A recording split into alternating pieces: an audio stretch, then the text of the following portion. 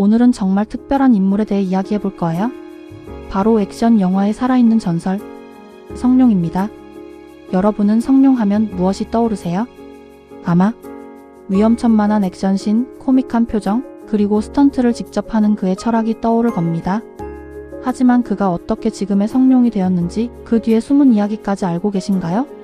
정말 흥미진진한 이야기들이 가득하니 들어보세요. 먼저 성룡의 출생과 어린 시절부터 시작할게요. 성룡의 본명은 방사룡입니다. 1954년 4월 7일 홍콩에서 태어났는데 출생부터 드라마틱했죠. 무려 12시간의 난산 끝에 태어났고 덩치가 워낙 커서 부모님이 큰 용이라는 의미로 사룡이라고 불렀대요. 하지만 어린 시절은 평범하지 않았습니다. 아버지는 프랑스 영사관의 요리사였고 어머니는 가정부였어요. 부모님이 하루 종일 일하느라 집을 비우는 일이 많았고 성룡은 스스로 시간을 보내야 했습니다. 7살 무렵 그는 에너지가 넘치는 말썽꾸러기였죠. 학교에서는 공부보다 싸움이 더 많았고 집에서는 사고가 끊이질 않았습니다. 한 번은 아파트 발코니에서 우산을 펴고 뛰어내리려다 적발되기도 했대요. 지금 생각하면 이미 그때부터 액션 스타의 기질을 드러낸 셈이죠. 결국 부모님은 큰 결심을 합니다. 10살이 되던 해 성룡을 중국 희극학원, 일명 경극학교에 보냈어요. 이 결정이 그의 인생을 완전히 바꿔놓게 됩니다. 이 중국의 희극학원은 학원이라기보다 군사훈련소에 더 가까웠어요. 새벽 5시에 기상해서 자정까지 무술, 경극, 고개, 노래, 리듬을 반복 훈련했죠. 사부인 우점남 선생은 엄격하기로 유명했는데 실수하면 매로 가르쳤고 완벽할 때까지 같은 동작을 수백 번씩 반복시켰습니다. 성룡은 나중에 맞지 않고 지나간 날이 거의 없었다고 회상했어요. 지옥 같은 훈련은 그의 몸을 완전히 바꿔놓았습니다. 구르기와 낙법, 유연성과 근력, 리듬과 타이밍이 몸에 새겨졌죠. 특히 아픔과 두려움을 견디는 능력이 탁월해졌고 이것이 훗날 그의 위험한 실전 스턴트의 밑바탕이 됩니다. 이곳에서 평생의 동료들도 만났습니다. 원표와 원덕 같은 동기들과 10년 가까이 함께 생활하며 경쟁하고 의지했죠. 이들은 훗날 영화 현장에서 성룡과 완벽한 합을 만들어내는 핵심 동료가 되어 잊지 못할 일화도 있어요. 15살 무렵 연습 중 사부의 찻잔을 깨뜨렸는데 화가 난 사부는 하루 종일 물구나무를 서게 했고 성룡은 끝까지 버텨냈습니다. 그날 이후 그는 어떤 일이 있어도 포기하지 않는 정신을 마음에 새겼다고 합니다. 영화계 입문과 초기 고생으로는 17살에 학원을 졸업한 성룡은 홍콩 영화계의 스턴트맨으로 발을 들였어요. 하지만 처음에는 하루벌이 수준이었죠. 영화에 나와도 밥값 정도의 보수를 받는 무명 스턴트맨이었습니다. 심지어 전설적인 브루스 리의 영화에도 참여했어요. 그리고 용쟁호투와 사망유의의 스턴트로 출연했지만 여전히 이름 없는 단역에 불과했습니다. 그러나 성룡에게는 남들과 다른 점이 있었어요. 바로 위험을 두려워하지 않는 용기였죠. 다른 스턴트맨이 기피하는 장면을 그가 자원했고 점점 더 과감한 액션으로 주목을 받기 시작했습니다. 이제 그를 대표하는 영화 10편을 보겠습니다. 첫 번째로 치권. 성룡을 단숨에 스타 반열에 올린 정말 결정적인 작품이에요. 이 영화의 핵심은 술에 취한 듯 비틀거리다가도 순간적으로 중심을 잡고 반격하는 치권 리듬에 있죠. 실제 술을 마신 게 아니라 의도적으로 중심을 무너뜨리고 다시 회복하는 정교한 타이밍을 설계해서 코미디와 액션을 동시에 살렸어요. 특히 클라이맥스에서 철각 고수와 대결하는 장면은 타격 거리를 촘촘히 맞춰서 정말 실감 나는 충돌감을 만들었습니다. 이 영화를 보실 때는 발목과 골반이 흔들리다가도 잠깐 고정되는 그 순간의 디테일을 놓치지 마세요. 두 번째는 소림 목인항. 이 작품은 성룡의 초창기 진지한 톤을 만날 수 있는 영화입니다. 무거운 목인들과의 대련을 안전하게 소화하기 위해 유연한 낙법과 충격 분산을 몸에 완전히 새겼죠. 놀랍게도 이 유연함이 훗날 의자나 사다리 같은 주변 소품을 활용한 화려한 액션의 밑거름이 되었어요. 표정은 절제되어 있지만 동작 사이의 리듬에서 이미 슬랩스틱의 씨앗을 엿볼 수 있습니다. 목인의 팔을 미끼로 삼아 각도를 바꿔 재빠르게 빠져나오는 순간들이 바로 이 영화의 관전 포인트라고 할 수 있습니다. 그리고 잠깐, 성룡은 1976년에 쌍꺼풀 수술을 했어요. 솔직히 수술 전에는 눈이 반달처럼 축 처져서 그런지 카리스마가 좀 부족해 보여 배우로 성공하기가 쉽지 않았다고 합니다. 그런데 쌍꺼풀 수술을 하고 나서 인상이 확 달라졌다죠. 뚜렷한 이목구비가 생기면서 연기 스타일도 완전히 바뀌었고 자신감도 크게 올라갔다고 해요. 그 결과 사형도수 같은 영화에서 주연을 맡으면서 큰 성공을 거두었다죠. 이 수술 하나로 배우 인생이 완전히 달라졌다고 해도 과언이 아니라고 하네요. 세 번째 프로젝트 A. 해안경비대와 해적의 대결을 배경으로 성룡이 수직 낙하와 수평 돌파를 결합한 물리 퍼포먼스를 선보이는 작품입니다. 전설적인 시계탑 낙하는 무성 영화에 대한 오마주이기도 하고 동시에 나는 스턴트를 직접 한다는 선언에 가까웠어요. 여러 번의 낙하를 통해 충격 분산 각도를 몸으로 직접 계산해 이후 모든 고공 낙하 스턴트의 기준을 만들었죠. 바르셀로나 자전거 추격 장면에서는 좁은 골목에서 반 박자 먼저 페달을 밟아 균형을 잡는 묘미를 느낄 수 있고요. 생활 소품이 순식간에 무기로 바뀌는 찰나의 표정 변화를 놓치지 않아야 더 즐겁게 볼 수 있을 겁니다. 네 번째 폴리스 스토리. 이 영화는 성룡식 형사물의 모든 것을 담은 총정리라고 볼 수 있어요. 언덕 판자촌에서의 카체이스는 실제 파편과 타이밍이 맞물려 생생한 긴장감을 만들고 버스에서 우산 손잡이에 매달리는 장면은 손바닥과 손목으로 하중을 분산해 버티는 고도의 기술이 핵심입니다. 쇼핑몰에서 폴대를 타고 미끄러지는 장면은 화상 위험을 감수하면서도 타격음을 리듬처럼 분절해서 관객의 심박수를 끌어올렸고요.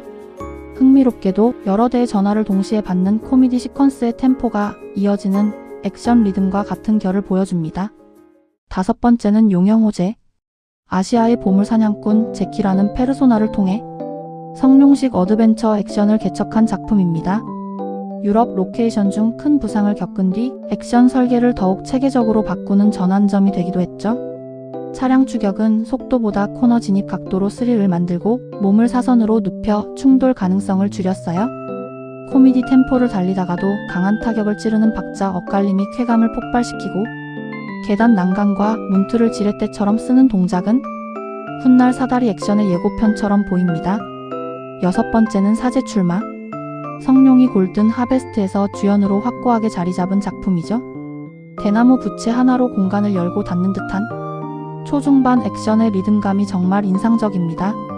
후반부 황인식 선생님과의 긴 대결은 지구력과 합의 미학을 동시에 보여주는 명장면이에요. 직선으로 압박해 들어오는 발차기를 곡선 동작과 낙법으로 흘려내는 구도가 큰 쾌감을 선사합니다.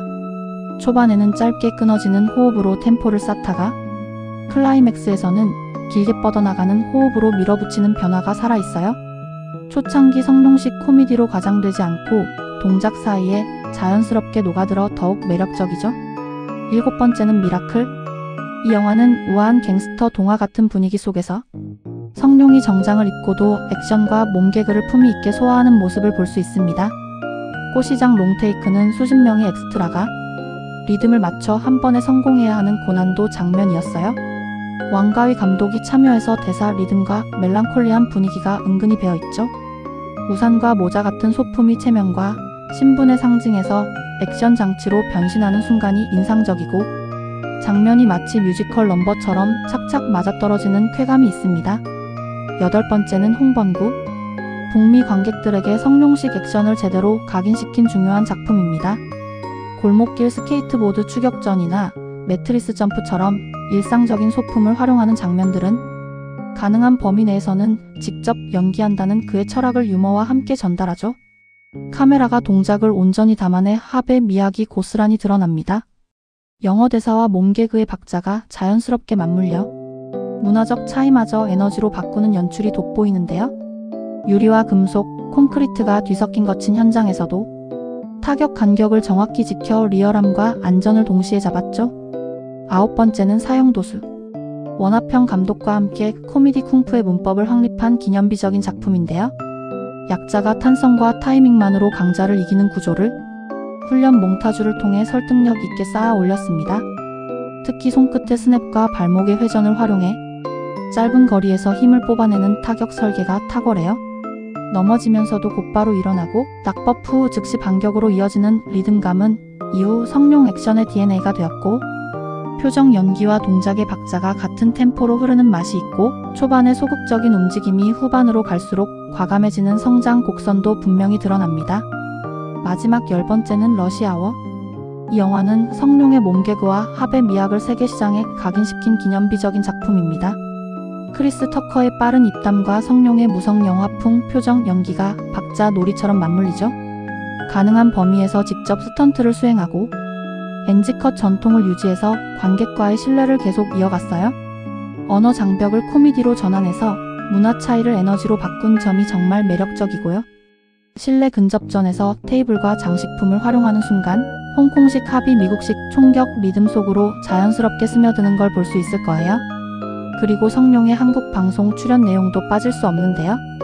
성룡이 한국 예능에서 가장 화제를 모으신 순간 하면 아무래도 SBS 런닝맨이 떠오르죠. 현장 분위기가 어땠냐고요? 같이 게임하면서 몸개그도 쏟아지고 재치 있는 농담이 계속 나와서 멤버들이랑 스태프까지 다 웃으셨어요. 특히 하하가 미션 도와주셨을 때 감사하다고 바로 전화번호 교환하자고 하셔서 그 장면이 크게 화제가 됐죠. 지하판 위에서 맨발 줄넘기 대결할 땐 알록달록 발가락 양말로 또 한 번 웃음을 터뜨렸고 이광수 나이를 일부러 장난스럽게 틀려서 놀리듯 얘기한 것도 기억나세요? 재밌는 건 토크쇼에서도 매력이 그대로였다는 점이에요. KBS 무릎팍도사 MBC 황금어장에 나오셔서 이소룡님과의 추억이나 인생 굴곡을 진솔하게 들려주셨는데 그때 통역 없이 한국어로 바로 답하셔서 제작진이 깜짝 놀랐다는 얘기가 있을 정도였어요. 한국 연예인들과의 인연도 빼놓을 수 없죠. 대표적으로 최시원님과는 우정이 두텁습니다. 런닝맨에서도 티격태격하다가 여자친구 있어요 하고 장난도 치시고 평소에도 서로 바로바로 연락 주고받는 사이라고 하시더라고요. 김종국, 송지효 등 런닝맨 멤버들과도 식사하고 연락처를 주고받는 사이로 알려져 있고요. 한국에 올 때마다 유재석과 시간을 함께 보내는 편이고 김희성과는 영화 신화에서 호흡을 맞추면서 더 가까워졌죠. 그래서일까요? 성룡은 한국에서 홍콩의 대스타라기보다 옆집 형님 같은 친근한 이미지가 강해요. 그를 특별하게 만드는 건 단지 액션 실력이 아닙니다. 무엇보다 포기하지 않는 태도가 그의 핵심이에요. 그의 몸에는 수많은 상처가 남아있죠. 코도 여러 번 부러졌고 목과 두개골에도 큰 부상을 입었습니다. 그렇지만 그는 관객이 돈을 내고 보는 영화의 가짜를 보여줄 수 없다고 말합니다. 바로 이 프로 정신이 그를 전 세계가 사랑하는 배우로 만들었죠. 성룡은 이제 70을 넘겼지만 그의 열정은 여전히 뜨겁습니다. 예전만큼 위험한 스턴트를 하지는 않더라도 그의 정신은 변하지 않았어요. 여러분도 무언가에 도전할 때 성룡의 태도를 떠올려 보세요. 절대 포기하지 않는다는 그의 철학을요. 오늘 이야기가 유익했다면 구독과 좋아요 부탁드립니다.